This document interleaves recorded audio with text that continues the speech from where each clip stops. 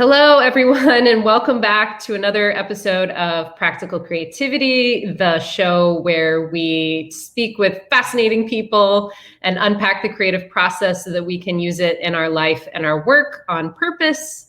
And I could not be more thrilled to be with a very special person today, Dr. Shweta Oza. Her resume is beyond impressive. She's been in academia, she's been in entrepreneurship, she's been in management consulting. She is an energy worker. She is just so fascinating and so brilliant. And I'm just so thrilled to be here with her today. Shweta, tell us just a little bit more about yourself and what you're up to today. Hi, Marta. It's so nice to be here and sharing this space of words and vibes with you and everybody that tuned in to your stream right now. Right now, after all of this that you said with that kind of a resume, what I am currently on a mission of or to is supporting leaders and entrepreneurs and to really creating an alchemy of success for themselves. Our traditional ways teach us to be achievers and to achieve and go to places. And what I am working with right now is to bring them to a space where they get to enjoy their success, explore their success, experience their success, and really create powerful, prosperous businesses, which fully allow them to be free with their time, free with their experience, free with their money, really be free. So those are the aspects where I am right now. I love that. That's so beautiful. And it's a lot of E's and P's. And I love that. Explore, enjoy, and experience your business. Because a lot of times we are so focused on the doing, we may not actually be enjoying it, or we're thinking about the next thing and the stress involved. So I love that you said, experience, enjoy, and explore, and also powerful and prosperous. That's a pretty tall order, but it's also something that you've been kind of bringing all of your unique interests and skill sets together to do. Tell us a little bit more about what that exploring and becoming powerful and prosperous entails. Just unpack that a little bit more for us, could you? Sure, let me try. So when we think about the world of business, especially, and my initiation into this world was as a daughter of an entrepreneur who then became a management consultant working with entrepreneurs, and into the world of management books and then management academia. And that entire world creates an image of what prosperity in business is supposed to be, right? Number one in your field, or greatest market share, or brand recall, or top of the mind recall. There are so many ways we think about what is great and what is good in business. And more often than not, as management educators, business consultants, being in that paradigm, that is what we focus on, creating all the strategies to be able to get this, right? And mindsets, strategies, brand techniques, however we looked at it, or I looked at it, eventually, as things started evolving for me, and in my evolution, my business's evolution, what I became very clear with was all of this brings us to a very narrow definition of prosperity and really puts us in a place where we are forcing for things to happen. There is a push. To the point that we have even, made it an amazing thing of saying, get up and hustle, right? Like as if hustle is an awesome thing. Um, you know, uh, like we've romanticized hustle. Let me just put it that way. But all of that at the end of the day ended up leaving my clients. And as I navigated through the journey, and as I started looking back to some of the amazing entrepreneurs that I had worked with, to them, that this focus ends up putting people in a space of less than. Okay. Um, yes, we have gotten 10%, but oh, we are not there yet. And then it is like, well, that's work. We have to do it. I mean, the entire way that you see me when talk about that, you see my entire persona be like, we have to do it. Like, right? So what I found with these amazing people that I used to work with is this approach was very counter. It was counterproductive, counterintuitive, counterbalancing, counter to health of the business and health of the entrepreneur. Okay. And so as I started first in my own life,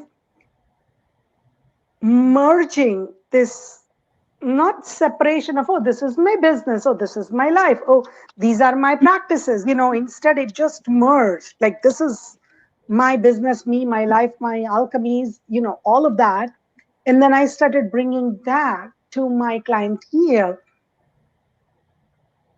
I started witnessing the alchemy and magic. And I don't mean anything except this space of less than gets dissolved. Yes. We still have work to do. Uh, alchemy is not about anything except getting ourselves in a space of awesome clarity in finding the confidence, courage, and alignment within us. So we become co-creators.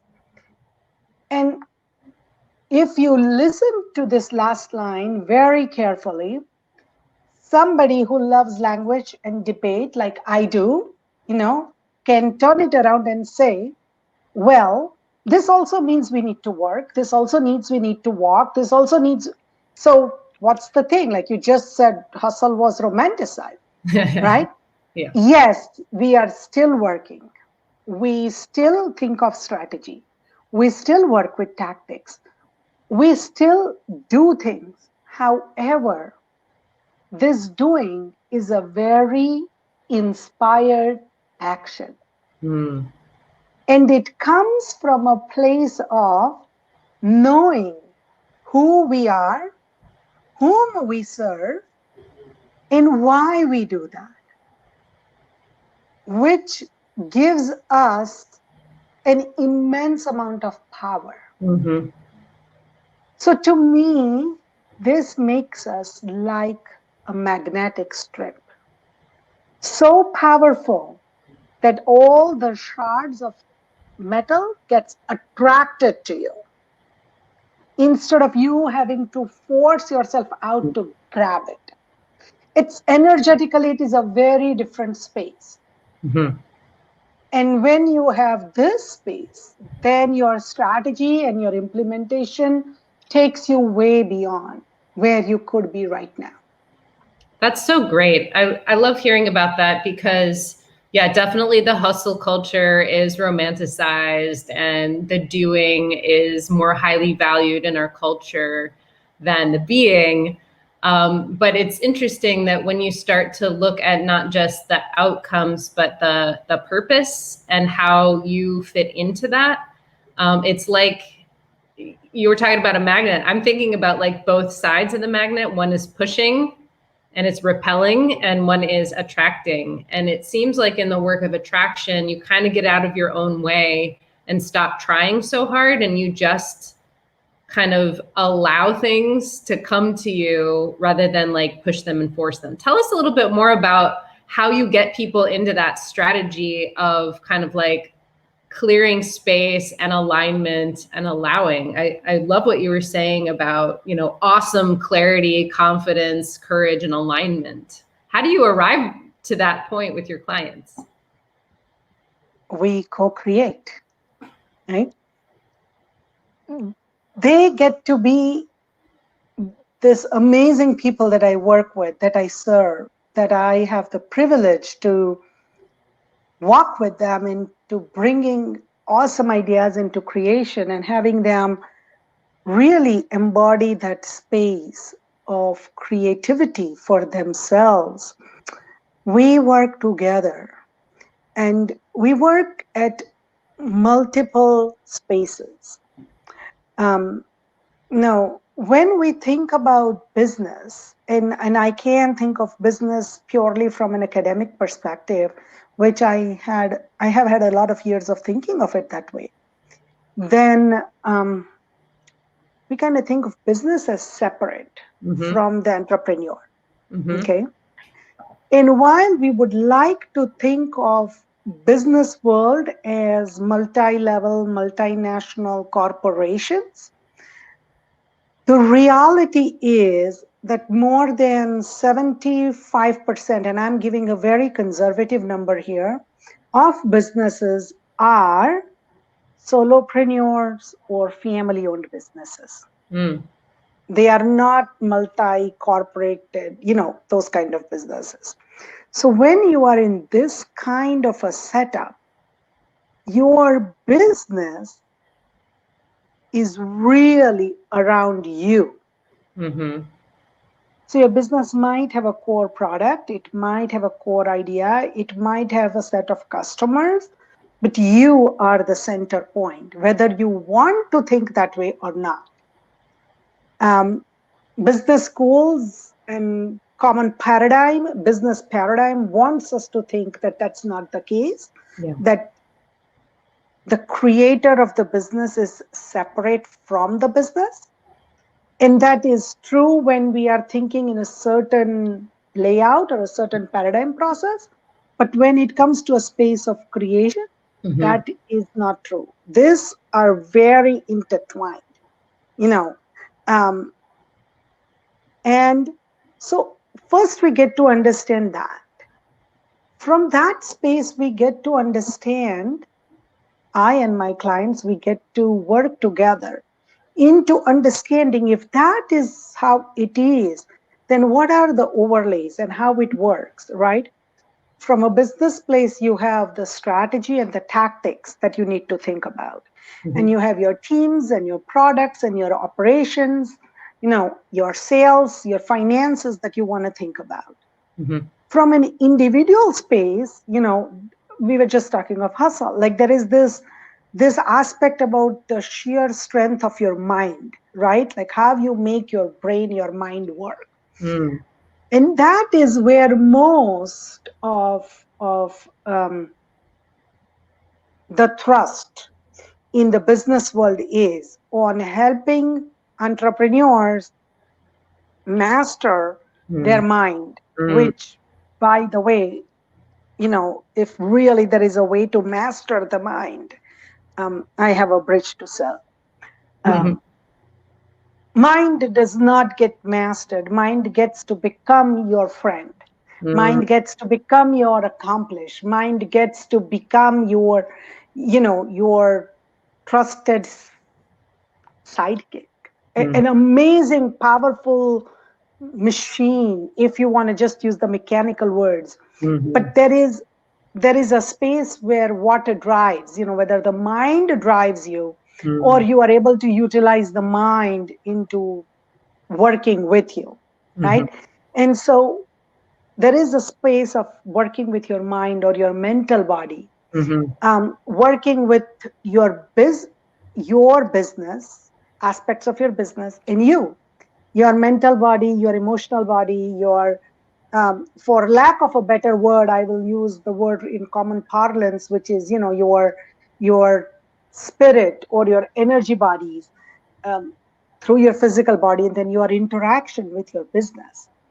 So when I work with when I work with my clients, we together work across these spaces.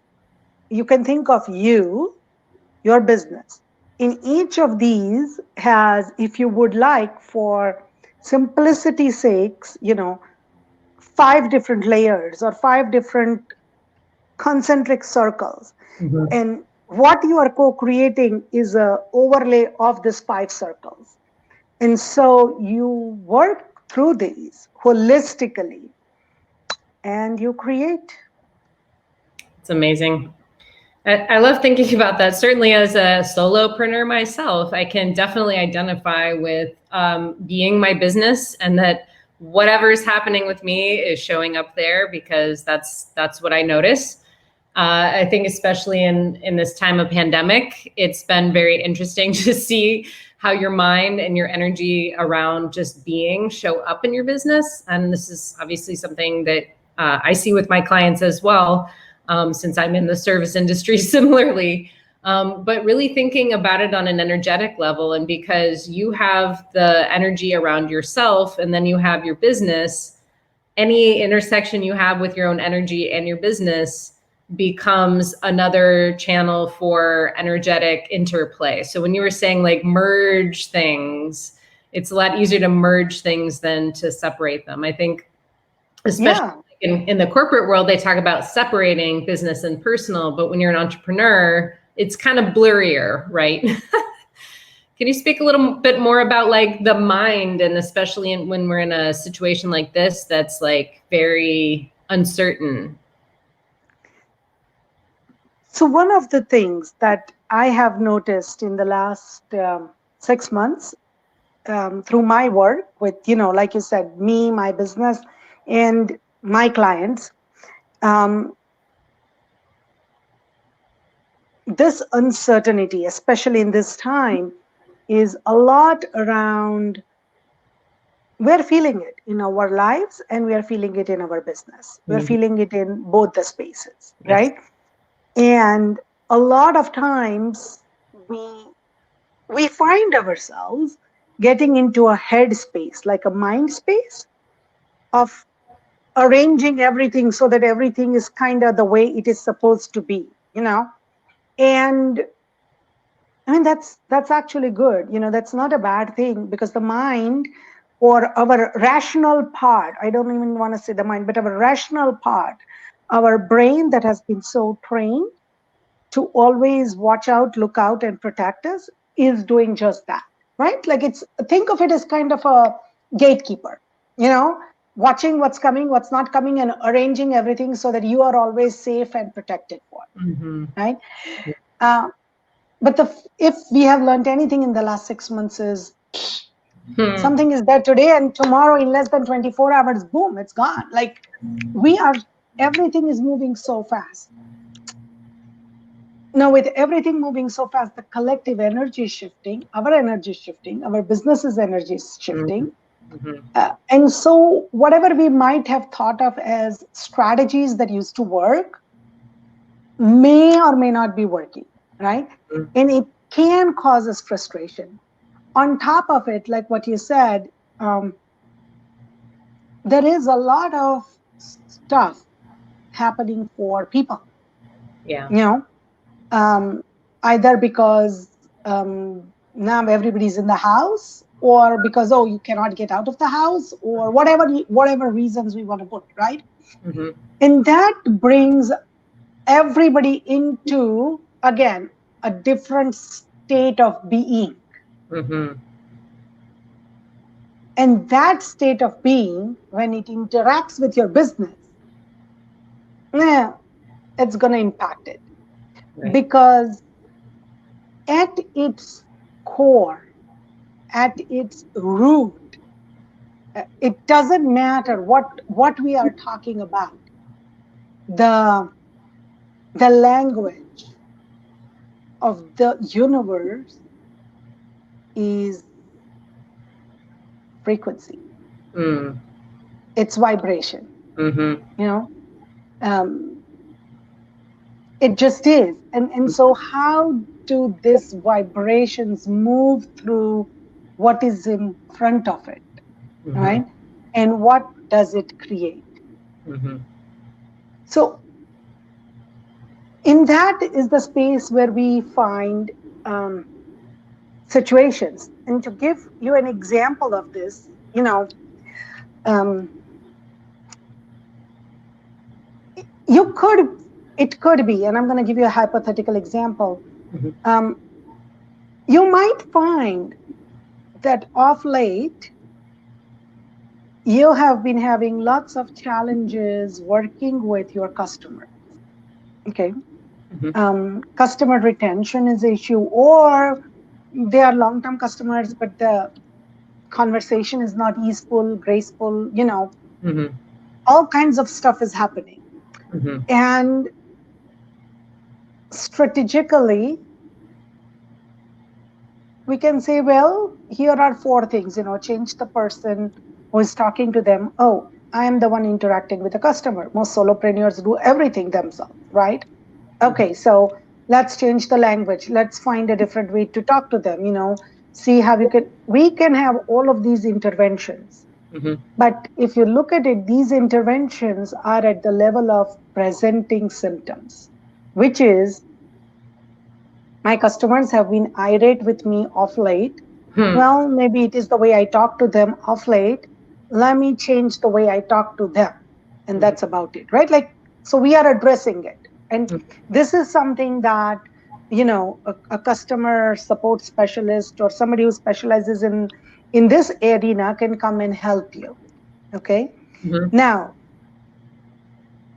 when I get something like this and I work with it, my question is going to be to look at what is at the root of this, right? Mm-hmm. I work with root energies. Mm-hmm. That's where I go. And so, yes, it is a presenting problem of customer retention, customer, conversation, customer interaction. My next question is going to be, hey, let's talk about how this goes with your other stakeholders. How about your vendors? How about, your financial service providers? Mm-hmm.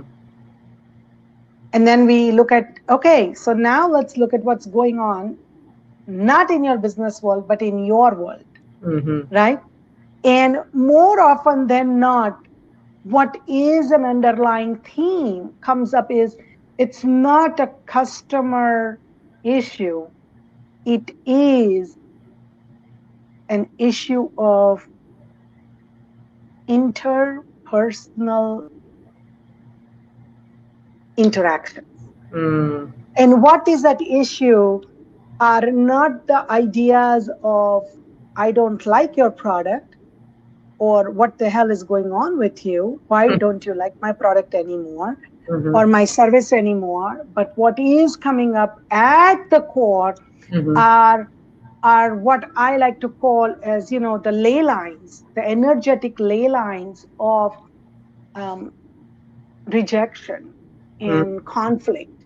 And when that is at such a deeper level that you don't even, you can do all your mindset work when it is in your awareness.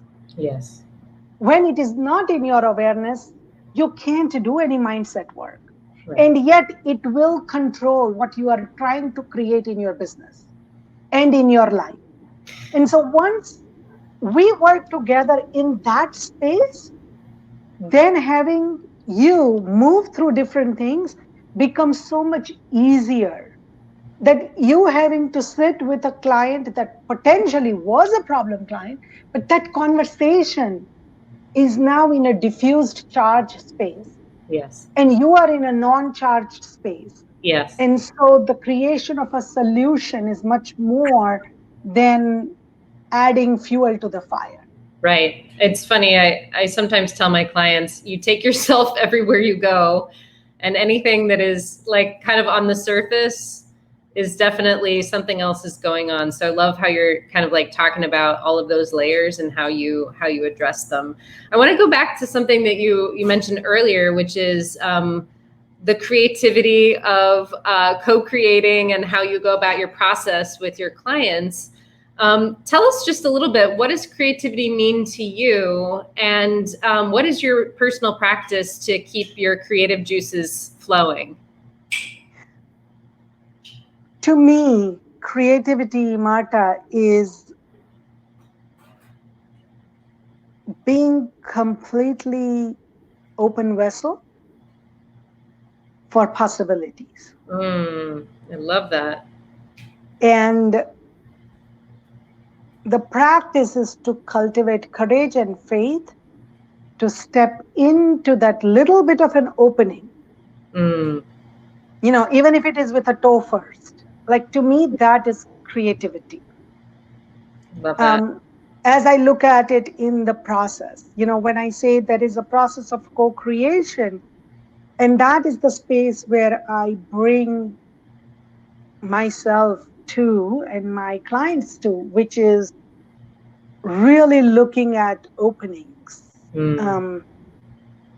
as an invitation to step into possibilities. Possibilities are almost an opening to step into. And the creativity really is the courage and the faith with which you step into that. That's beautiful. And for me, something that I have found to be very helpful,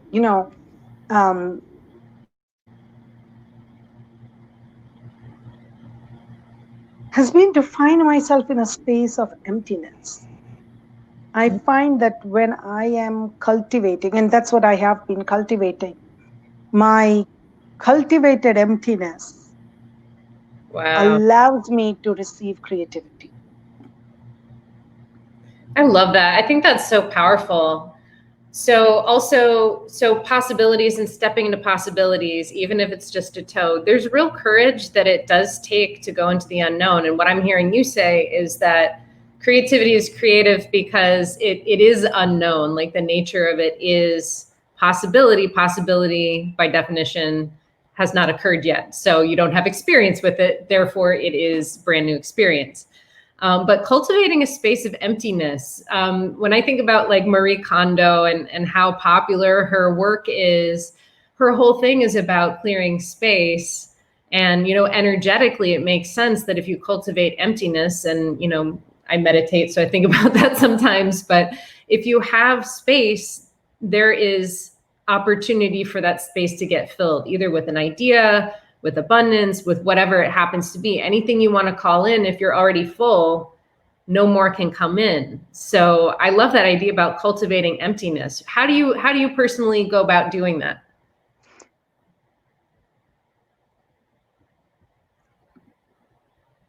My personal practice, primary practice for cultivating emptiness for me, is through my breath. And that is what I take with me. It is through my breath that I connect to the empty bowl, which is in the depth of my being, and connect in that space. So that's creating emptiness, within my space. And when I am not within to create this space of emptiness, is really, again, every interaction, every moment, this conversation, I came in as an empty vessel. Because if I am empty, then what comes to me through you allows me to look at it with curiosity, listen to it very deeply, let it seep through completely, and from that, respond. If I am very full, then instead of a response, it is much more of a reaction. I think that's really powerful, because I think, in going back to the original conversation about the hustle culture, I think part of the hustle culture underneath that, just this came to me as you were speaking, is there's a fear that you need to stay full. There's a fear of being empty. There's a fear of letting go. There's a fear of clearing space. And maybe that's what's, I'm drawing the connection between Marie Kondo and her, if it doesn't spark joy, you can, bless it and let it go, thank it, and everything. But when there's space, there is sometimes fear. But when you get curious and listen, you almost come without any expectations and you allow more. So again, going back to what you're saying about working with clients, it's less like forcing and pushing and more being aligned and allowing and welcoming, that kind of thing. And if you're full, you can't really like call in and then receive. So I don't know, all of this stuff is merging right now. Yes. Yes, right? Because think of it this way. I mean, a very compassionate way that I started seeing it for me and then for everybody else is here. If you can imagine yourself to be a school-going kid and you have a new backpack and you have all, you are like 2 weeks into your school, and every day you have gotten a new notebook and you have put it in, and you have new pencils and you have put it in, and everything you've put it in, and everything is important, and everything is necessary, and everything is so much needed. And you have heard your teachers and your parents and everybody say, whenever I ask for a book, Marte has it. Whenever I ask for a pencil, Marte has it. Like, this thing has been so much, not directly, but indirectly, everything that you have and the fact that you're able to pull it out has been so valued. Right? Now, week 3 comes and you realize, well, I don't really need all my 8-topic notebooks. So why don't we take some off? And the first thing, if you actually do take it off, the first thing you're going to realize is you're standing this way. Now you're going to be able to stand this way. To somebody else, it's like, oh, look, your posture is better. But to you, you have gotten used to walking like this. So when you go here, your entire center of gravity shifts. Wow. And it doesn't feel like, it feels funky. It feels so funky that you don't get your balance. If you think about a kid like that, right? Like, well, oh, sorry, your backpack is empty. Why are you walking like this? Well, I'm used to walking like this, right? So like, but then before that, when we are talking about taking things out, is the space of missing out. Like, what if they ask me for this notebook and I don't have it? So letting go is hard. Letting go is very hard. I'm sorry, I'm getting a call on Facebook. My bad, I did not mute it. My apologies. But yes, so okay. Letting go. Things happen. Yeah, here we are empty for possibilities, right? So I want to go back to something you were saying about, that made me think about being empty, and that made me think about just that image of the backpack and always taking something new, and it kind of burdens us after a while. I think in America, we are trained from an early age that consumption is part of our value. And so having and being full is something that there's almost an anxiety if you don't have that thing. And that's where, like, if you're wanting to always consume and you just kind of get heavy with it, and it, to your point, it doesn't end up meaning a lot. So I love what you're saying, which is much more about like what and why rather than the how and the doing. It's more kind of like being empty, and cultivating a practice of emptiness requires being. And then it requires not having necessarily, but clearing space for other things. And just in terms of material things, it's a different mindset to just be okay with what you have than to have this anxiety and this hustle around getting more. And I think that might be the whole idea of being less than that you were talking about at the beginning, is if you are not the picture perfect vision or the society's version of what success, whatever that is, looks like, somehow you're not doing it right. And then you take that personally when it makes you powerless to do that, to be in that mindset. That's what I'm hearing anyhow. Yes. Yes,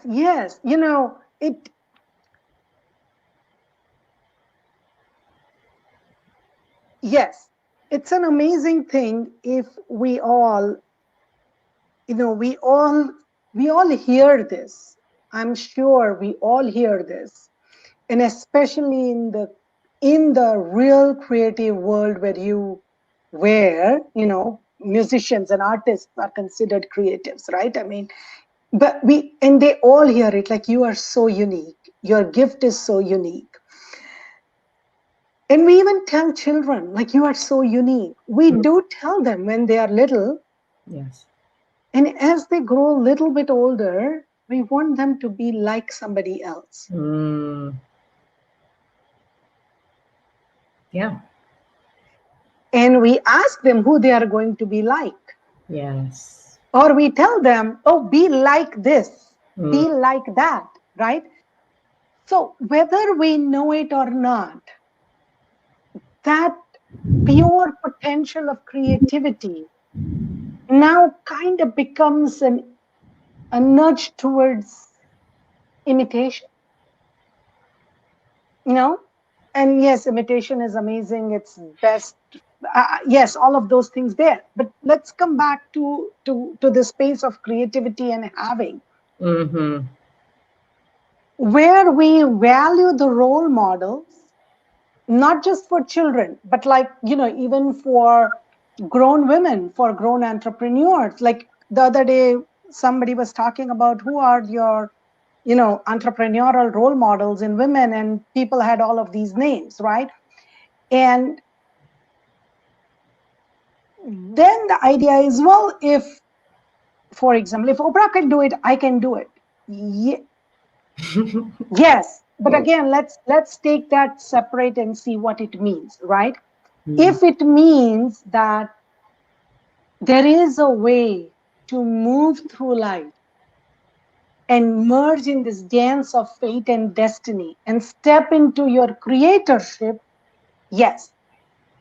If it means that I love to write and I love to produce and I love to talk, and so for me, the ideal place is to be like her, well, now we have completely confounded what we mean. Right.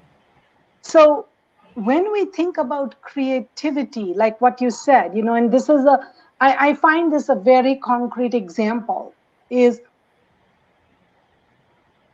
we think that we start out thinking that we are unique. And then we somehow muddle it up completely.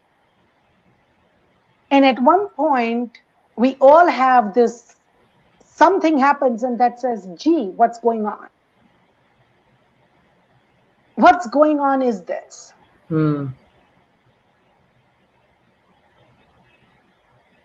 Your soul, forget about your fingerprints.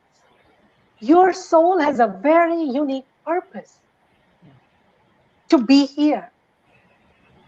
And just as your fingerprints evolve, in this lifetime, all your experiences are bringing you to a place to evolve. Yes. And that unique purpose is not like anybody else. It is yours.